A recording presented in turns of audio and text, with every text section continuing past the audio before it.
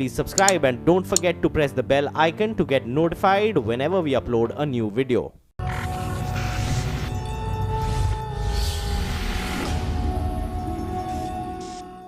आधी हकीकत आधा फसाना। हमारी पौराणिक कहानियों में देवदूत की कई अलौकिक शक्तियों का जिक्र है, लेकिन क्या यह मुमकिन है कि देवदूत की वो शक्तियां किसी इंसान के अंदर आ जाएं? एक इंसान को ऐसी सिद्धि मिल जाए जिससे वो अद्भुत ताकत का मालिक बन जाए, एक ऐसी ताकत जिससे काल के पहिए को मन मुताबिक घुमाया जा सके। अब आप कहेंगे ये कैसे हो सकता है, लेकिन आज हम आपको एक ऐसे दरबार में ले चलेंगे जहां एक स्वामी जी के पास एक ऐसी ही शक्ति के होने का दावा किया जाता है। कहते हैं रोज कई लोग उस शक्ति के गवाह बनते हैं। दावे के मुताबिक स्वामी जी का एक दरबार लगता है, दरबार में कई फरियादी आते हैं, लेकिन न जाने स्वामी जी के पास क्या शक्ति है कि लोगों की फरियाद वो पहले ही जान जाते हैं। यानी लोग जिस दुख को सुनाने वाले होते हैं वो महाराज पहले से ही जानते हैं, बिल्कुल किसी अंतर्यामी की तरह। पहले हमें लगा कि ये कोई ट्रिक होगी, जैसा अक्सर देखने को मिलता है, लेकिन जब हम उस दरबार में पहुंचे, चमत्कार को अपनी आंखों से देखा, तो सारे तर्क धरे के धरे रह गए।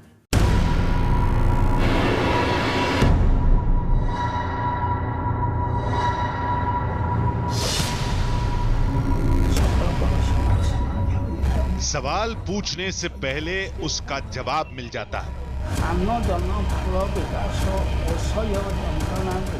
परीक्षा में बैठने से पहले उसका नतीजा बता दिया जाता है। यहां तक कि शादी से पहले दुल्हन के नाम, उसके घर के पते तक की सटीक भविष्यवाणी कर दी जाती। और यह सब चमत्कार किसी देवता या किसी बाबा का नहीं, बल्कि 600 साल पहले लिखे गए एक ताम्रपत्र का है। कहते हैं उस पोथी का हर पन्ना त्रिकालदर्शी है, जो कुछ बोले बगैर फरियादी के मन की बात जान लेता है। वैसे तो उस चमत्कारी पुराण के पन्ने बिल्कुल कोरे दिखते हैं, लेकिन जैसे ही मन में कोई सवाल सोचा, एक रहस्यमयी मूर्ति को माथे से लगाया और उसे चमत्कारी पोथी से स्पर्श किया, तो मन के ख्याल अक्षर बनकर ताम्रपत्र के पन्नों पर अपने आप उभर आते हैं, जिनमें सवाल के साथ जवाब भी छुपे होते हैं। लोग हैरान हैं, लेकिन चमत्कार पर पूरा भरोसा भी है। कंप्यूटर का टेक्नोलॉजी जहां खत्म हुई ना, वहां से ये शुरू हुआ है। अगर रॉकेट प्लेन मतलब ऊपर जा सकता है, तो ये क्यों नहीं हो सकता है? ओडिशा के एक छोटे से गांव में रखी युगों पुरानी पोथी, जिसके रहस्य के बारे में लोगों ने सुना तो है, लेकिन केवल चंद लोगों ने ही देखा है। उस 600 साल पुराने ताम्रपत्र को हम पहली बार टीवी कैमरे के सामने लाएंगे, उसे परखेंगे और अपनी पड़ताल की कसौटियों पर कसेंगे। तो चलिए सुलझाते हैं एक ऐसी पहेली जिसे कुछ लोग चमत्कार भी कहते हैं, तो कुछ अनदेखे, अनजाने और विलुप्त हो चुके विज्ञान का नाम भी देते हैं।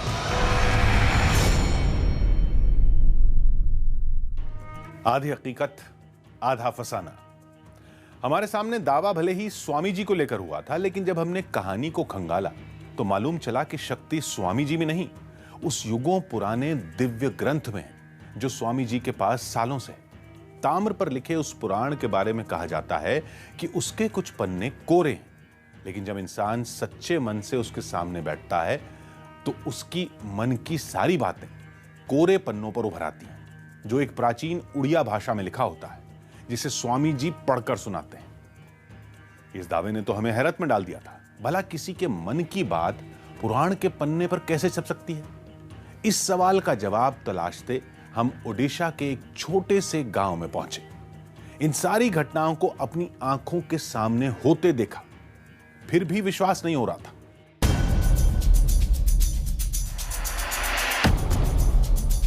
जिस पौराणिक ग्रंथ का दावा हमारे सामने किया गया था, उसका इतिहास 600 साल पुराना है, जिसे ओडिशा के महान संत अच्युतानंद दास ने लिखा था। कहते हैं अच्युतानंद के पास भूत, भविष्य और वर्तमान देखने की अद्भुत क्षमता थी। ईश्वर से मिले इस वरदान की मदद से उन्होंने ताम्रपत्र पर एक पौराणिक ग्रंथ की रचना की थी। अच्युतानंद महापुरुष अपने भावना की धारा, अपने सिद्धों के द्वारा, दिव्य दृष्टि के द्वारा भारतीय संस्कृति, विश्व का क्या क्या होने वाले हैं भविष्य में, आज नहीं, वो 500 साल के पुरानी से ही वो इनको बता दिए हैं जो आज क्या होगा। कहते हैं उस पौराणिक ग्रंथ में संत अच्युतानंद की अद्भुत शक्ति आज भी मौजूद है, जो पुरी के पास एक गांव में किसी स्वामी के पास है, जिसकी मदद से वो लोगों के बिना बताए उनकी समस्याओं को जान लेते हैं और हल भी बताते हैं।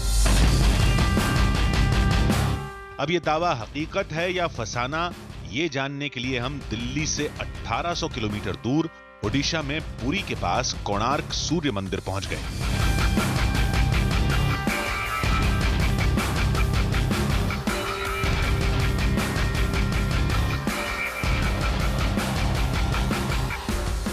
नमस्कार, मेरा नाम सुहेल है और मेरे पीछे जो इमारत है ये है विश्व विख्यात कोणार्क सन टेम्पल, यानी कि कोणार्क का सूर्य मंदिर। एक ऐसा मंदिर जिसके बहुत सारे रहस्य हैं, बहुत सारे राज हैं जिनसे दुनिया आज भी ना वाकिफ़ है। लेकिन हम कोणार्क आपको इस मंदिर के रहस्य बताने के लिए नहीं लाए हैं, हम आपको एक ऐसे सच से रूबरू कराने के लिए लाए हैं, एक ऐसे रहस्य से आपका सामना कराने लाए हैं जिसके बारे में दुनिया के चंद शख्स ही वाकिफ़ हैं। एक ऐसी किताब जिसमें दर्ज है दुनिया में मौजूद हर इंसान का भूत, वर्तमान और भविष्य। एक ऐसी किताब जिससे हर इंसान का सच उसके सामने आ सकता है।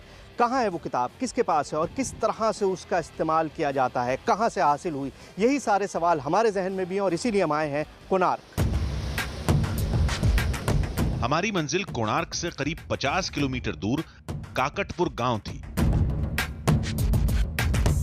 हमें बताया गया था कि उसी गांव के एक मंदिर में वो स्वामी जी रहते हैं जिनके पास पौराणिक ग्रंथ है।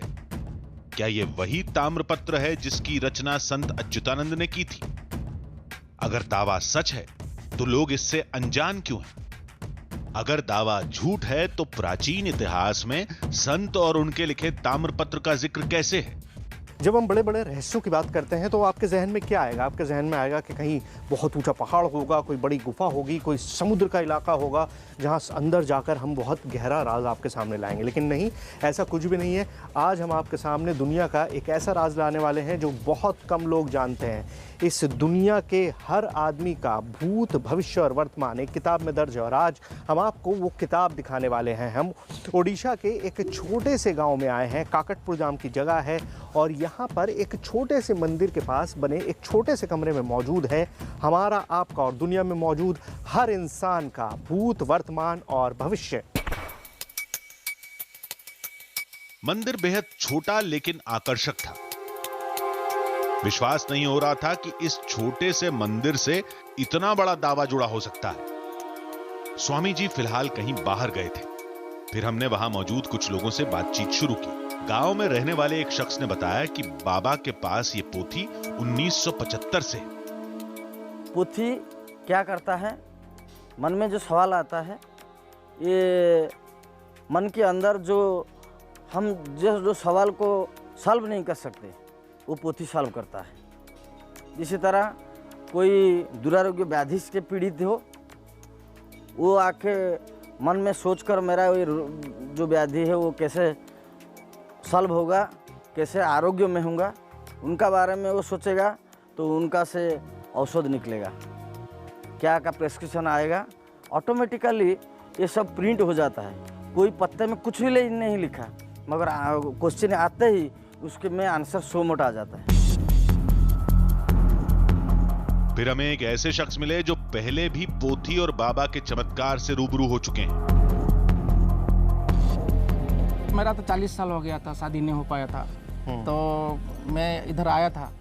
मेरा केस कैसा सॉल्व होगा, मेरा शादी कैसा होगा, वो ऐसे टोटल बिल्कुल नाम बता दिए थे। इधर मतलब आपकी पत्नी का नाम लिख दिया था? जी जी जी। और वो भी मेरा सास जी भी इधर आए थे। मेरा नाम वो तो पता नहीं था मेरे को, शादी मेरा इनके लड़की इनके बेटी का शादी होगा। मेरा दिलीप कुमार महापात्र ऐसे लिखा हुआ है। आज के वैज्ञानिक युग में इस पर शायद ही कोई यकीन करे। हमने इसे पक्का करने के लिए दिलीप की पत्नी दीपिका से भी बात की। दिलीप की पत्नी दीपिका हमारे साथ हैं। दिलीप ने हमको बताया कि वो बचपन से यहाँ पर आते रहे और शादी की जब उम्र हुई तो बाकायदा पोथी में से नाम और जगह आ गई निकल के कि भाई इनसे आपकी शादी होगी। अब वो वाकई सच बोल रहे थे या सिर्फ हमको कहानी सुना रहे थे, इसका सबसे बेहतर आंसर आप ही दे सकती हैं। नहीं, वो सच ही बोल रहे थे, क्योंकि मुझे तो इसके बारे में बचपन से पता नहीं था। उन्होंने ही मेरे मम्मी को बोला था यहाँ पे आने के लिए, तो मेरी मम्मी जब आई थी उनका नाम निकल आया था पोथी में कि ये सब होगा और ऐसे ऐसे करके इस डेट में ही शादी होगा, 2018 मार्च के बीच, और मार्च 8 को ही हमारा अभी भी शादी ही हुआ है। अच्छा। हाँ, और मतलब मेरे बाकायदा डेट बता दी गई हाँ, 2018 मार्च के अंदर ही शादी होगा, उसी महीने ही होगा, ऐसा भी बोल दिया था। अब तो इस पौराणिक ग्रंथ को देखने के लिए हम बेसब्री से स्वामी जी का इंतजार करने लगे, क्योंकि हम तो किसी चमत्कार को तभी मानते हैं जब उसे अपनी आंखों से देखते हैं। तभी स्वामी जी मंदिर में आए और किसी से कुछ बोले बगैर चुपचाप अपने कमरे में चले गए।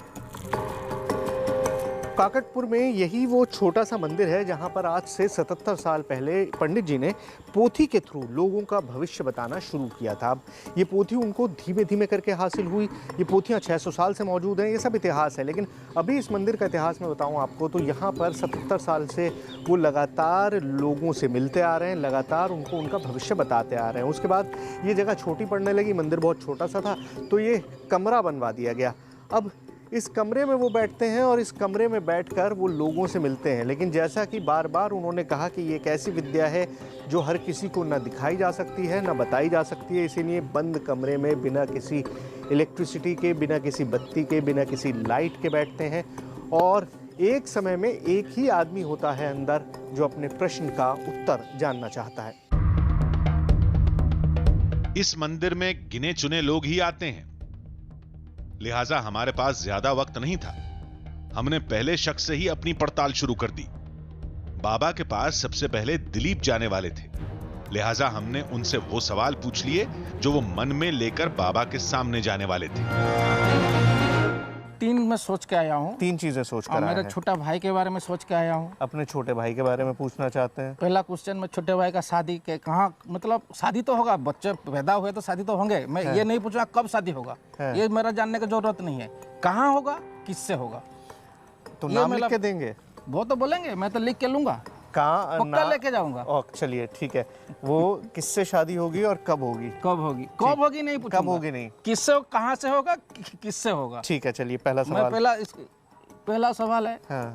दूसरा है मेरा पीएचडी के बारे में, जो कंटिन्यूएशन कैसे होगा। तो दूसरा सवाल पीएचडी को लेकर हो गया। हाँ। And third? और थर्ड मतलब पर्सनल चीज है। थर्ड पर्सनल है, उसे शेयर नहीं करना चाहते, लेकिन आपके लिए 2 सवाल बहुत होंगे। हाँ। ये 2 सवाल हैं जो ये भी बहुत पर्सनल इंटीमेट सवाल हैं। हमको नहीं पता था महापात्रा जी पीएचडी कर रहे हैं या नहीं कर रहे हैं। पंडित जी को जाहिर है थोड़ी बहुत नॉलेज होगी, ये पहले से मिलते रहे हैं। लेकिन शादी किससे होगी और कहाँ होगी, ये एक ऐसा सवाल है जिसका कोई भी जवाब नहीं दे सकता। छोटे भाई के बारे में, हाँ, छोटे भाई के बारे में ये आते हैं, छोटे भाई नहीं आते। तो छोटे भाई के बारे में कि शादी कब होगी और नहीं, कब नहीं, किससे होगी और कहाँ होगी। ठीक है, तो ये 2 सवाल हैं। तीसरा सवाल इनका पर्सनल है, वो हम नहीं पूछेंगे। तो इन 2 सवालों के जवाब क्या मिलते हैं ये देखते हैं। यहां से दिलीप के हर कदम पर हमारी निगाह रहेगी। अंदर कमरे की सारी विधि कैमरे के सामने होगी। स्वामी जी हमारे सामने ही सारे जवाब देंगे।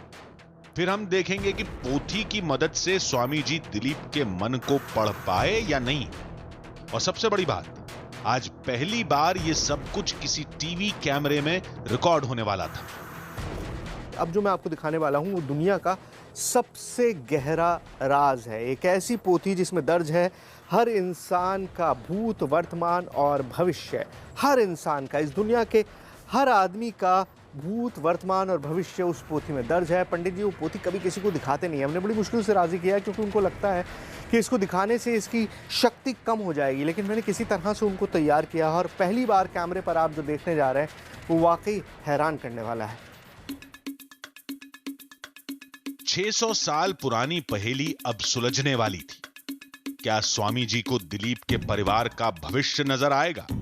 सारे सवालों का जवाब मिलने वाला था। अंदर स्वामी जी तैयारी में जुटे थे। जिसके बाद दिलीप अपनी पत्नी दीपिका के साथ अंदर कमरे में गए और स्वामी जी के पास बैठ गए।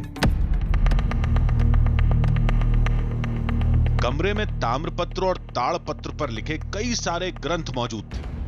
वो चमत्कारिक पौराणिक पोथी स्वामी जी के सामने टेबल पर रखी थी। बाबा ने दिलीप की तरफ देखा भी नहीं, पोथी और छोटी सी मूर्ति से कुछ करते रहे। फिर एक मंत्र का जाप किया। संविधान आमर मंडन सूचना बोलते लक्षण निर्धारित फल विकास सूचना बोलते विकास। फिर छोटी सी मूर्ति को माथे से लगाने के लिए कहा। दीपिका ने उस मूर्ति से स्पर्श करके पोथी के कुछ ताम्र पत्रों को बाहर निकाला। बाबा ने उन पत्रों को पढ़ा। विहित सूचना विकास नुआ बड़ा स्थान विकास और दिलीप के सामने ही दिलीप के मन के सवालों को बताया। पहला नंबर प्रश्न था कि उसका पारिवारिक जीवन और भविष्य था। दूसरा आएगा प्रोफेशन, वो था उसका भविष्य था। तीसरा आएगा बच्चों को बारे में, वो बेटा के लिए एक प्रश्न है। वो 3 मैंने सोचा भी था। यही 3 सोचा था आपने?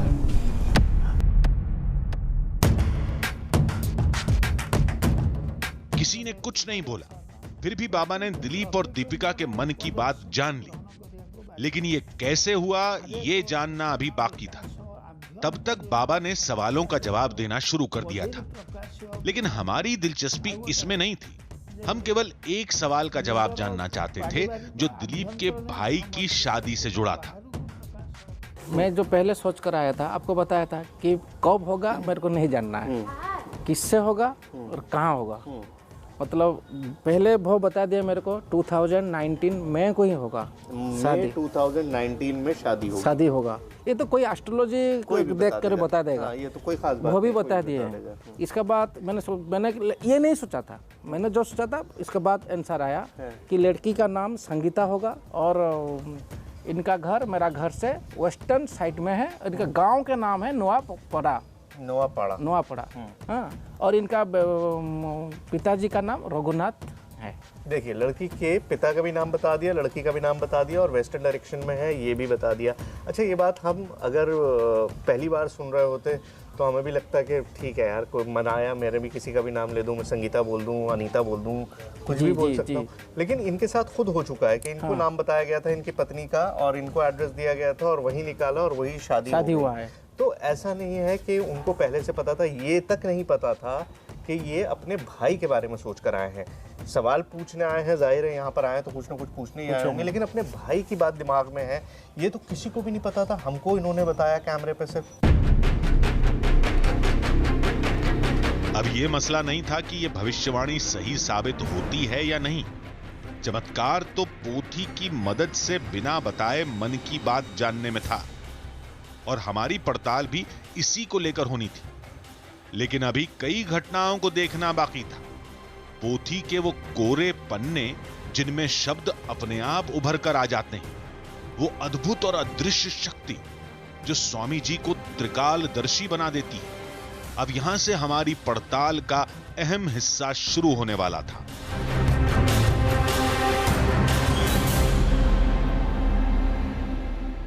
किसी पौराणिक ग्रंथ की पड़ताल नहीं की जा सकती और हमारा मकसद भी किसी ग्रंथ को चुनौती देना नहीं था। हम तो बस ये जानना चाहते थे कि उस पोथी से जोड़कर जो दावा किया जाता है वो हकीकत है या फसाना। हमने अपनी पड़ताल को आगे बढ़ाया, कुछ और लोगों की मदद से पोथी और उससे जुड़ी बातों को समझने की कोशिश की। इन सब के बाद कुछ ऐसा सामने आया जिसने सबको हैरत में डाल दिया।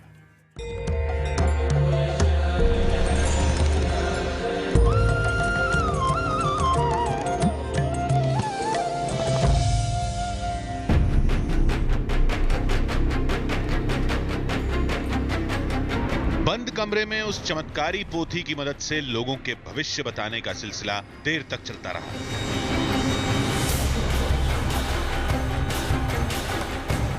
हमारे सामने ही कई बार लोगों के बोले बगैर उनके मन के सवाल बता दिए गए।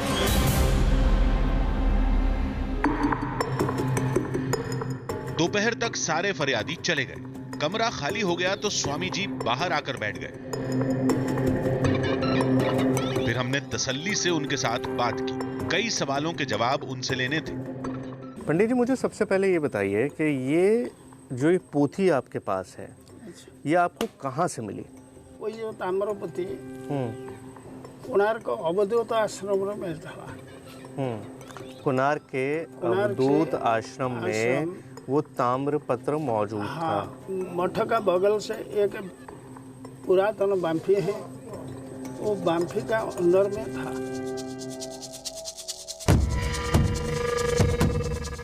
कहानी के मुताबिक वो पोथी बाबा को एक गुफा से मिली थी, जैसा उनको एक सपने में दिखा था।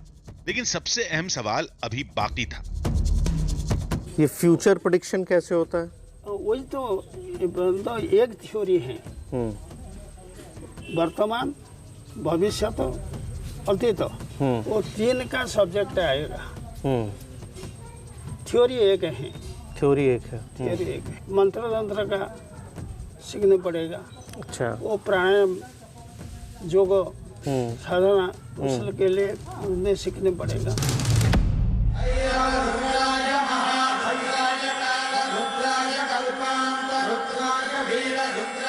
ऐसा नहीं है कि सारी शक्ति उस पोथी में ही है। उसमें लिखे मंत्रों को समझने के लिए कठोर साधना करनी पड़ती है। लेकिन लोग इससे इतने अनजान क्यों हैं? कला जो है, ये हमारा देश का इतना बड़ा विज्ञान है, इसको इतनी छोटी सी जगह पे क्यों रखा हुआ है? इसको फैलाते क्यों नहीं है? दुनिया को क्यों नहीं बताते कि हमारे पास ऐसी चीज है जो और किसी के पास नहीं है? सुनिए, यौवन को रखने के लिए वो वस्त्र धारण करना पड़ेगा। अच्छा। यौवन इतना जिनिस है, वो आवरण से रहने से उसका मूल्य बढ़ेगा। अच्छा। वो यौवन को फूंगा कर देने से उसका मूल्य नहीं रहेगा। मतलब आपको ये विद्या को छुपा के रखना पड़ेगा, ढक के रखना पड़ेगा। शायद इसी वजह से लोगों को इस जगह, इस पुराण के बारे में बहुत ही कम जानकारी है। तब तक कुछ और लोग मंदिर में आ चुके थे। थोड़ी देर में सवाल जवाब का नया दौर शुरू होने वाला था। सव्यसाची मोहंती बेंगलुरु में कंप्यूटर इंजीनियर हैं, लेकिन इनके मुताबिक उस पुराण और साधना के सामने सुपर कंप्यूटर भी फेल है। दुनिया का अगर मैं सबसे बड़ा कंप्यूटर भी उठा लूं और कोशिश करूं, कंप्यूटर तो बहुत, हर किसी कंप्यूटर जहाँ, कंप्यूटर का टेक्नोलॉजी जहाँ खत्म हुई ना, वहाँ से ये शुरू हुआ है। अच्युतानंद का काम था कि वो, उनका काम था कि आगन अगन भविष्य, जो कट गया है उनके बारे में बताना, जो हो रहा है उनके बारे में बताना, जो आगे आ रहा है उनके बारे में बताना। अब उस पोथी के सामने सव्यसाची थे और हम भी पूरी तैयारी के साथ वहां मौजूद थे। उसने छोटी मूर्ति को उठाकर सिर से लगाया, फिर वही सब कवायद शुरू हो गई।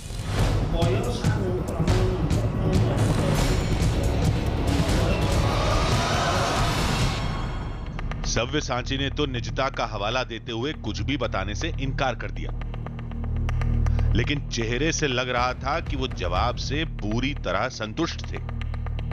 ये आपके साथ कैसा रहा है? मतलब 100% स्ट्राइक रेट रहा है? 200% स्ट्राइक रेट रहा है। लेकिन हमें अपना जवाब तलाशना अभी बाकी था। फिर हमने कुछ और तय किया। हमने अगले फरियादी के सवाल लिखवाकर उनकी जेब में रखवा दिए। तो ये पेपर इनकी पॉकेट में मौजूद है। जब ये बाहर आएंगे तो इनकी पॉकेट से वही पेपर हम निकाल के और इनसे पूछेंगे कि ये सवाल क्या लिख कर लाए थे और गुरुजी ने इनसे क्या सवाल पूछे। वैसे भी वो आपके सामने होगा, अभी कैमरे पे सब आपके सामने होगा। ये सवाल इनके पॉकेट में रखे हुए हैं। इस बार जब हम अंदर गए तो पोथी के ताम्र पत्तों को ध्यान से देखा। वाकई वो पन्ने कोरे थे, उन पर कुछ नहीं लिखा था। लेकिन बाबा उसी पन्ने पर लेंस लगाकर सामने वाले का भविष्य बताते जा रहे थे। ऑर्डर अनुसार डेलीवेट दवा वाणिज्य सर, अब जो सवाल है वो यही है कि आप कुछ सवाल लिख के लेकर आए थे। हाँ, वो सोचा था मन में। हाँ। शायद कहीं भूल जाएगा। हाँ। इसलिए मैं लिख कर रखा था। हाँ। सिर्फ याद रखने के लिए, लेकिन जो मन में था वही मैं कुछ बोला नहीं। तो अब दिखाएंगे वो सवाल आप? अब तो सवाल पूरे हो गए। वो तो सवाल तो उड़िया में लिखा है। हाँ, कोई बात नहीं, आप पढ़ के बता दीजिएगा हमको। ऐसा लिखा है तो क्वेश्चन तो नहीं बता सकते हम लोग। ये देखिए, क्या ये सर इसलिए लिख के लाए थे कि कहीं भूल ना जाए। पसीनों में पूरा तरबतर हो चुका है ये पेपर, लेकिन आप 3 सवाल इस पे लिखे हुए हैं। आखिरी जो तीसरा है, क्योंकि वो अंग्रेजी में है तो वो मैं पढ़ पा रहा हूँ, तो उसमें लिखा हुआ है कि about my future, about my future. बाकी और 2 सवाल क्या थे मैम, आप बताइए। मेरा बेटा के बारे में पूछ, आपके बेटे के बारे में कुछ प्रॉब्लम हुआ था। हाँ। और रखो तो ये पूछ रही, जो मुझे जो बोले मुझे तो खुश लगा। अच्छा, सूचना दिया कुछ। हाँ, तो जो आपके मन में सवाल थे क्या वही आए या कुछ अलग था? नहीं, वही था। वैसा ही मैंने ये जो बोलते हैं ना, ये तो आपको एग्जैक्ट सवाल क्या है उसका एग्जैक्ट आंसर देंगे नहीं, ये ऐसा बोलेंगे that is correlated to this your problems. आपका जो प्रॉब्लम है उसको वो कोरिलेट करके वो बोलते हैं, तो आप उनसे आपको मैंने ढूंढना है कि आपका मैंने आंसर उत्तर आपका क्या है।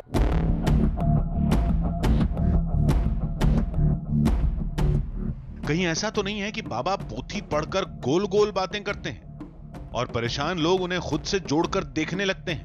कहीं भविष्यवाणी की इस पहेली का राज मनोविज्ञान के किसी सिद्धांत में तो नहीं छुपा है? अब इसका जवाब पाने के लिए तो एक ही रास्ता बचा था। अब हम खुद बाबा के सामने अपने सवालों को लेकर बैठेंगे और सारी कवायद का खुद हिस्सा बनेंगे। लेटर आएगा।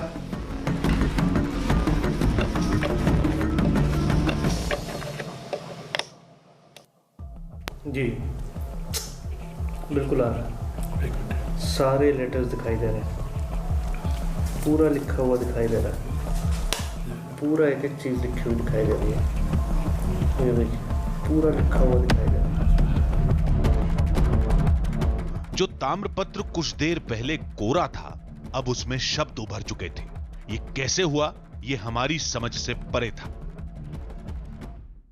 प्रोफेशन उसका भविष्य बार में एक प्रश्न है। बिल्कुल है। सूचना विपरीत विकास हो फल निपरीत, वही प्रश्न से पूछता हूँ, वो भविष्य आर्थिक स्थिति कैसे चालू रहेगा?